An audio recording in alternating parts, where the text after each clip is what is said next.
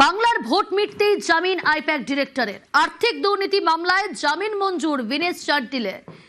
2রা April তার বাড়িতে প্রথমে তল্লাশি এবং তারপর গ্রেফতার করা হয়। মৈত্রেয়ী রয়েছে, আরো ডিটেল জানবো। মৈত্রেয়ী, দেখো, বিনেশ চান্ডিল তাকে 10 দিন আগে গ্রেপ্তার করা হয়েছিল এনফোর্সমেন্ট ডিরেক্টরেটের তরফ থেকে এবং সেখানে আর্থিক দুর্নীতির মামলায় তাকে গ্রেপ্তার করা হয়। অন্যতম অধিকর্তা তিনি এবং ফাউন্ডিং মেম্বার বিনেশ চান্ডিল। তাকে এই আর্থিক দুর্নীতি মামলায় গ্রেপ্তার করেছিল এনফোর্সমেন্ট ডিরেক্টরেট এবং এনফোর্সমেন্ট ডিরেক্টরেটের তরফ থেকে বলা হয়েছিল প্রায় 50 কোটি টাকার তারা হদিশ পেয়েছেন এবং ইন্টারন্যাশনাল মানি লন্ডারিং এর অভিযোগ করা হয়েছিল।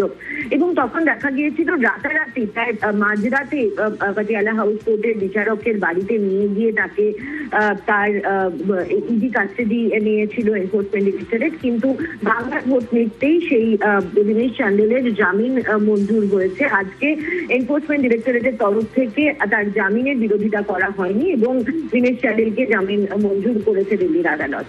বেশ।